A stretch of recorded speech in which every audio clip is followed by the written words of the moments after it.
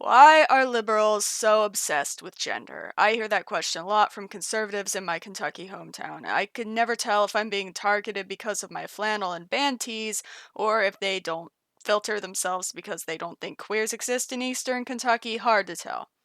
Hey guys, it's Sad Crowman, and welcome to my personal channel where I post video essays or whatever the I want. So, what perspective is this essay coming from? Well, I'm neither a Democrat nor a Republican myself, as I find that the two-party system is divisive and Orwellian and all that, but I guess I'd consider myself liberal, yeah, by definition. You won't find many he-theys who aren't, honestly. Unfortunately, I live in a particularly conservative part of Kentucky that's not very accepting of people like me. The population drops every year because the gays just can't wait to get out of towns like these, and people who like culture tend to follow us. I am bi and transmasc. I don't conform to a binary gender, blah blah. I'm not on HRT, but you can probably tell by my voice. So today, I will be sharing a recent anecdote that I think will answer this common new question: why are liberals so obsessed with gender? And if this video bothers you, please remember to leave a hate comment and hit dislike, as the algorithm cannot differentiate between good or bad attention. So if I've pissed you off, I guess I've already won. Anyway, it starts out seemingly mundane. I was at Walmart, not trying to pass because that's hopeless, just trying to get my groceries. I unloaded my groceries onto the belt, like I would any other day. Cashier was a baby boomer woman who looked particularly conservative, probably Pentecostal because of the uncut hair, but I obviously wouldn't be able to know for sure. And also kind of based on the mannerisms that would follow. First, the cashier scanned the LaCroix, which is pure carbonated rage. Would not recommend. 0 out of 10. But I bought it anyway because I'm trying to quit caffeine. And you're thinking, so what? Duh, you put your groceries on the belt and she scanned them. Cool story, bro. Well, that's what I thought would happen too, but she suddenly stopped scanning my groceries and looked them over, confused. This in turn confused me. It's like, what's the big deal, lady? You didn't give the old ladies ahead of me a fuss. Why is my angry pink hipster water okay, but the rest isn't? Like I'm not right there in front of her face, without even addressing me. Like I'm invisible or something. She looks at the man who's standing like 7 feet away from me with his own cart and asks to see his ID for the beer. As she continued to probe him, he informed her that the groceries were not his, no. We were not, in fact, together, no. The beer was not his, no.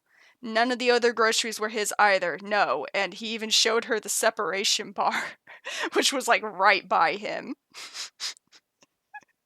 Because obviously he was next to his groceries, not mine.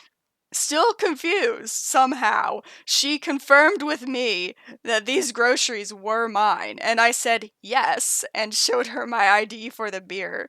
She was still confused, somehow, but finally resumed scanning.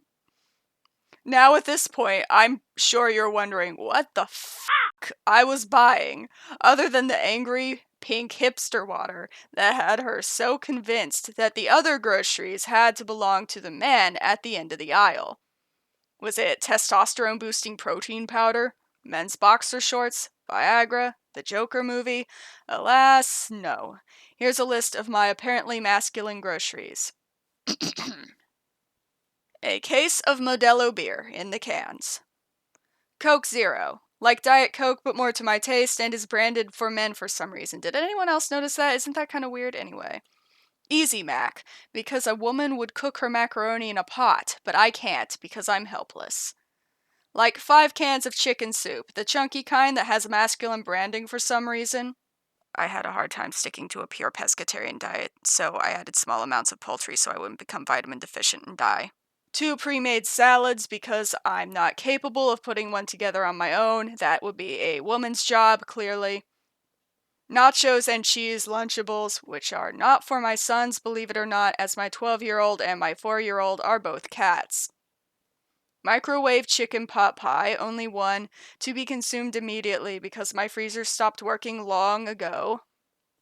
The Tapatio hot sauce basics. Tapatio ramen noodles and Tapatio Doritos. Listen, don't judge me before you try them, okay? I also put the hot sauce in my Easy Mac, as I am a simple man. And of course, No raw ingredients of any kind, because sad bachelors like me cannot cook. Only women can do something crazy like that. And to top it all off, I got cat litter, because there's no woman in my life, only cats, hence why I'm so helpless and have to rely on microwave meals for sustenance. Okay, so if your reaction to this was, well, those are kind of manly groceries. It makes sense she'd ignore you and go out of her way to reach out to the man at the end of the lane. Maybe she thought he was your husband who had to stand 7 feet away from you for some reason, and he spoke for you. Then condolences, you are stuck in the trap of believing there are roles men have to follow and roles women have to follow. And that any slight anomaly in this script is worth putting daily life on hold just to confirm that the little female lady girl intends to buy the beer they put on the counter right in front of your face. And don't even try to make excuses for why she might have acted so stupidly. That man was nowhere near me, and I unloaded all my groceries right before her very eyes. The amount of common sense logic she had to bend just because she couldn't accept that a tiny little fragile female lady girl drinks beer from the can. It's just sad. Don't get me wrong, I'm like angry. It's just like I'm baffled that some conservative people, not all, but some will override obvious common sense conclusions for the sake of preserving male and female gender roles. Now, I've never had somebody stop in the middle of scanning my groceries before like that, but things kind of like this, in a way, do happen pretty frequently to trans people in Appalachia and the Deep South. That's why we're dying to get out of here. Sometimes in a way that would get me demonetized. You see, a lot of conservative people, again, not all, and at no point in this video am I trying to overgeneralize, but I'm just pointing out a pervasive pattern. A lot of conservative people think that LGBT people are putting extra effort into defying the gender norms, and that is generally not the case. There are little things LGBT people do that many conservative people won't accept, and it changes with the times. For example, long ago it was taboo for women to wear pants, but nowadays women can usually wear pants without getting grief, though it's still frowned upon in certain religious sects, I believe. Um, on the flip side, way back when, women were not expected to shave, and not even that long ago, like the 1920s, women were not expected to shave. I think it changed in the 40s. Nowadays, though, that norm has changed, and people react with confusion and revulsion at my unshaved armpits. And I stopped shaving long before I realized I wasn't a girl. I stopped shaving back when I thought I was a lesbian because my skin is so sensitive. It would break out into an enormous rash. Once it broke out into a rash so big that I was actually spreading to the tatas. I'm not sure what YouTube safe word there is for those. But anyway, if I felt burdened to follow a typical gender role, I might have gone to a dermatologist and wasted all of my money on prescription toiletries or laser removal, which probably I'd have to keep up with that for a long time too. But, since I already failed to fit in as a queer person, I figured I'd rather save my money and just trim instead of shave. As for makeup, I never snubbed it because I wanted to resist the gender norm. When I didn't wear makeup, it was usually because I didn't like the way it felt on my face. A lot of people ask, why do lesbians and trans masks love flannel so much? Probably because it's comfortable and practical, and we're just not worried about looking feminine. Also, if we wear a bit of a uniform, we can find each other, but still have plausible deniability for when safety is a concern.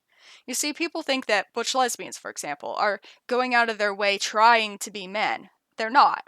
They're women who are just being themselves and don't feel like putting up with gender stereotypes imposed on them by the same people who have ostracized them from society.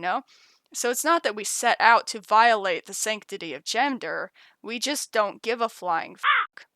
So to answer this question, why are liberals so obsessed with gender? We're not obsessed with gender.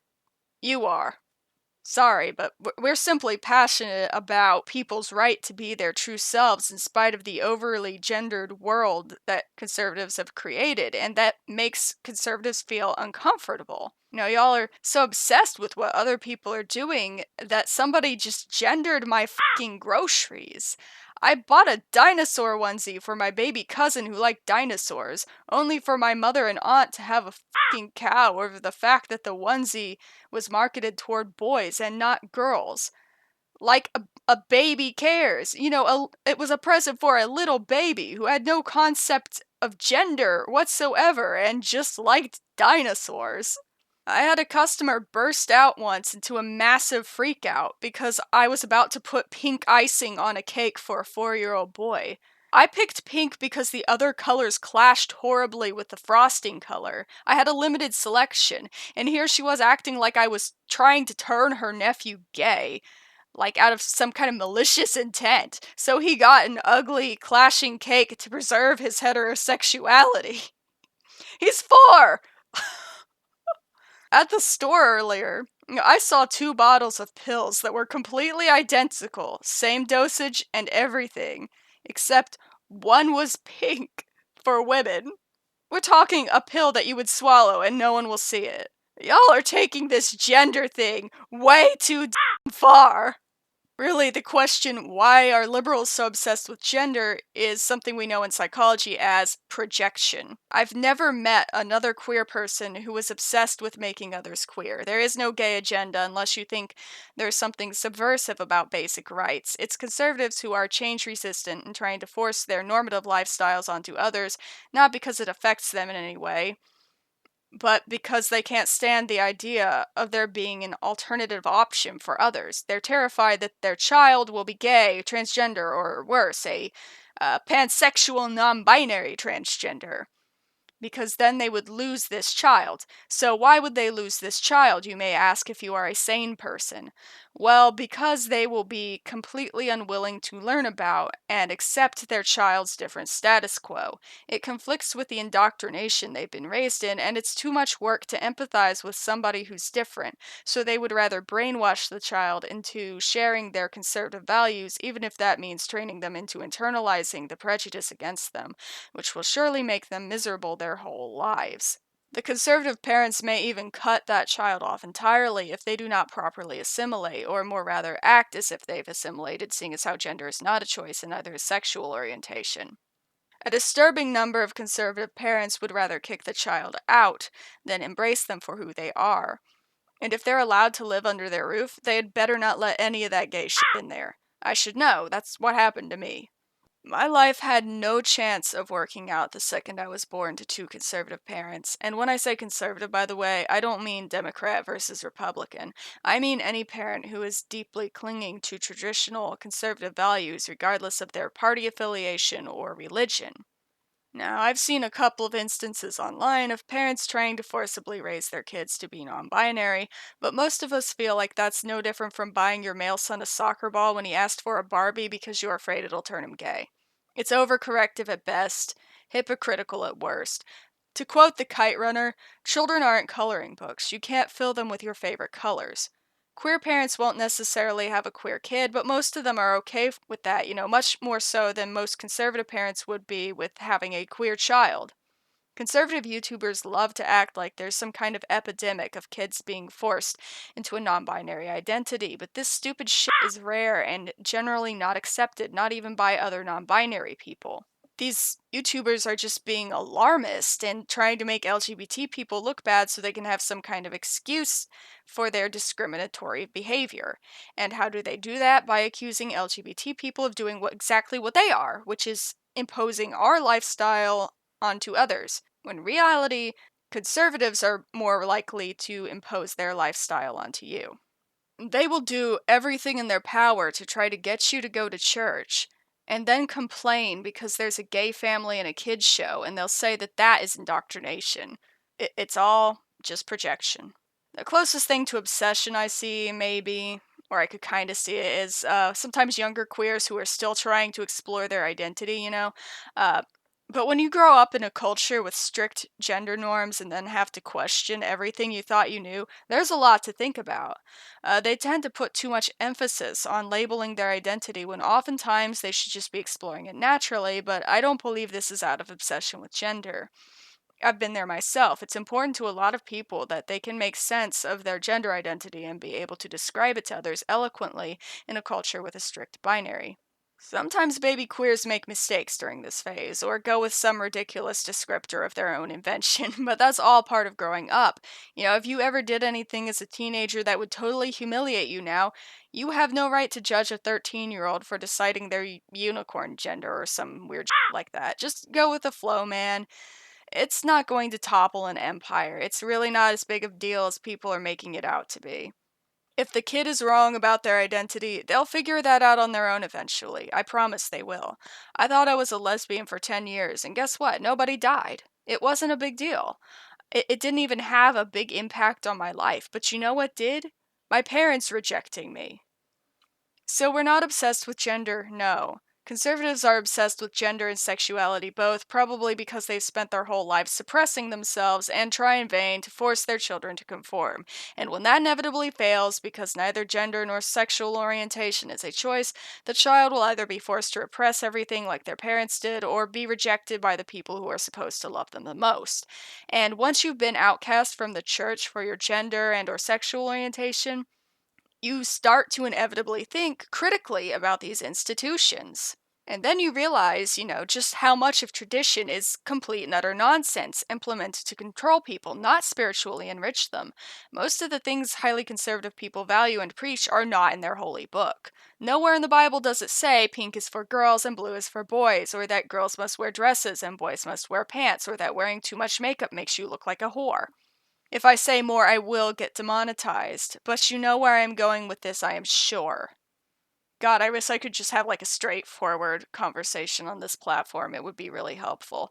Whatever, my point is, upon this deep reflection on gender and sexuality in our society, us queers become knowledgeable about the subject. Meanwhile, people with normative lifestyles often barely consider the impact gender has on their lives and thus are unconsciously stuck under its control. It's like being trapped in the Matrix, because while I do very strongly believe gender exists, since there's scientific backing for it, gender norms are constructed and enforced socially, and are therefore only as real as you let them be. I repeat, mostly to further isolate TERFs from being able to enjoy this channel, gender is real, and being transgender is not a choice. However, following social norms is a choice. It's just that not everyone realizes they have a choice, especially conservatives who are stuck in this gender matrix, LGBT people, we're not special or obsessive. We just realize it sooner than straight cis people tend to because we were forced to think about it. Maybe not so much those who grew up in a supportive home, but even if you grew up in a supportive home, you're gonna know pretty early on that you're different from the others. But I can't really attest to that experience myself, so moving on. So straight cis men can choose to become drag queens, ballerinas, or makeup artists. Straight cis women can choose to become mechanics, soldiers, and construction workers.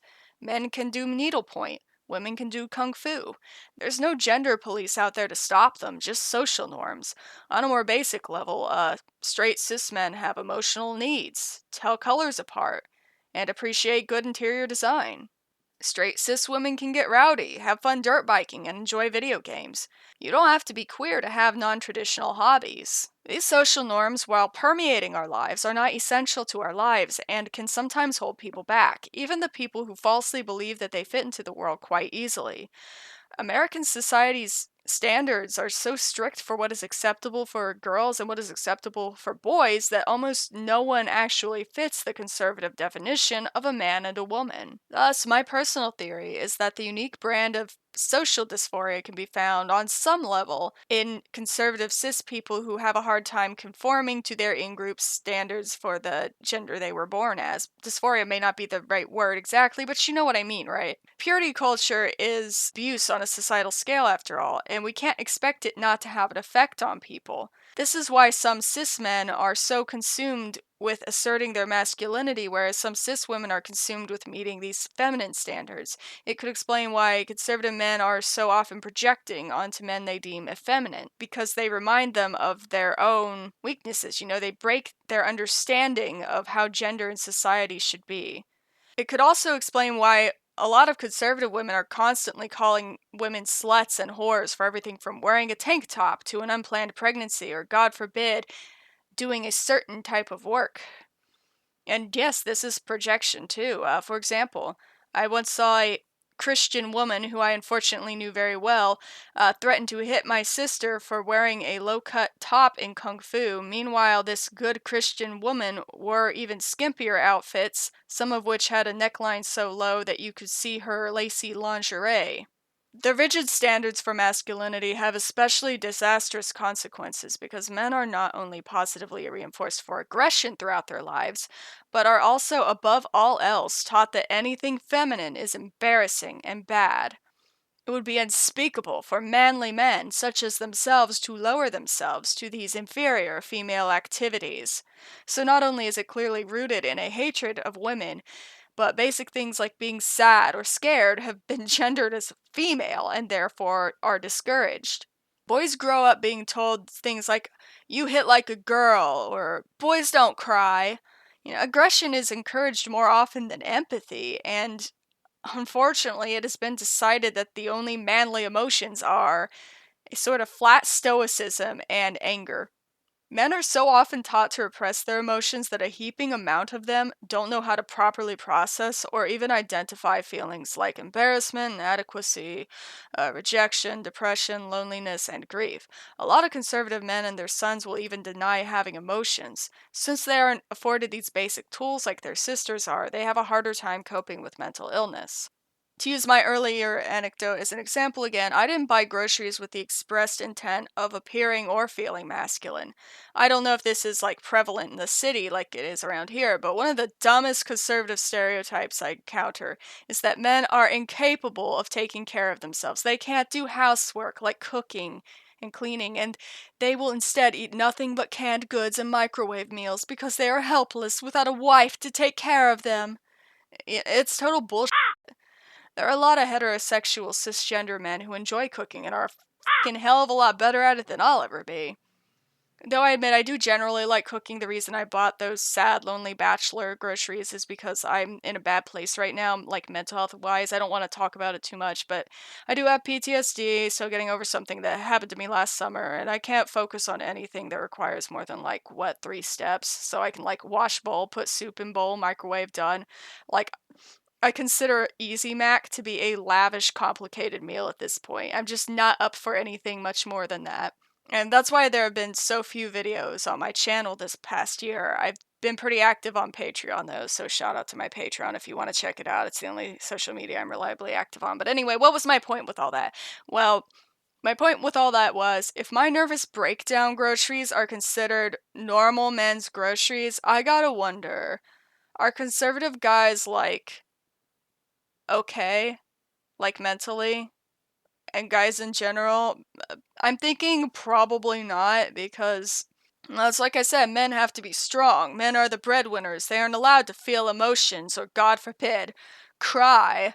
Maybe they can let a single tear drop down their cheek at their father's funeral, but that's it. So yeah, you have tons of cis men of various social perspectives walking around with crippling depression, PTSD, and other mental illnesses. And then they get even more depressed because they can't fit into the ridiculous standards society has for masculinity. They would benefit from thinking more critically about gender, which is what conservatives consider obsessing over gender, apparently. Because you see, with some critical application of gender theory or whatever you want to call it, they would realize that none of the men they look up to are a perfect fit for these standards either. Instead, unfortunately, though, a lot of men will avoid going to the doctor or getting medication because it's seen as manlier to tough it out. This has contributed to a mental health crisis where self-ing is the seventh leading cause of for men. CDC statistics from 2018 show that men are up to 7 times more likely to themselves than women. Clearly, there's something deeply ingrained in our society that makes men more likely to themselves than women, such as men being discouraged from feeling their feelings, showing weakness, or, worst of all, asking for help, like some kind of a burden. Now, would all of men's problems go away if they allowed themselves to accept their own shortcomings a little more? No, not in this economy. Oh, hell no. But as someone with gender dysphoria, I assure you that sometimes these seemingly little things can actually make a world of difference. And just because you aren't being held back by a whole ass other sex's worth of dysphoria as a cis person, that doesn't mean that rigid gender norms aren't negatively impacting you. But while I may be dysphoric and traumatized, at least I can take solace in knowing my groceries are apparently manly.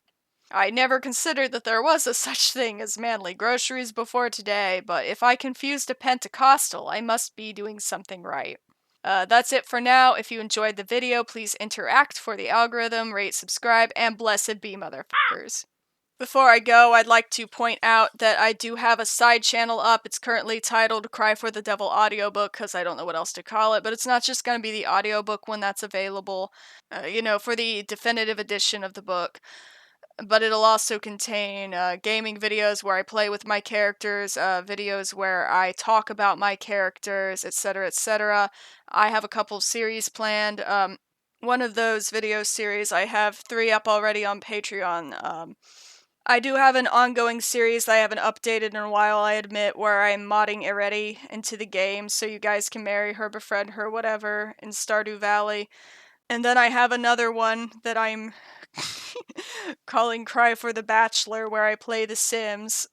And I don't know what to say about it other than it's as weird as it sounds. I also have a total of 1 makeup video on there, and only one because I just got my top lip taken out. The filler in my top lip was just kind of pillowing kind of weird, and it was like migrating. So I went to the esthetician and I was like, can we get rid of this? And oh, it hurt like hell, and she injected me with something that like dissolved it pretty much more or less instantly, and it's cool except the filler's gone, but now I look kind of weird because I have no top lip. Okay, I've rambled enough for now. See y'all.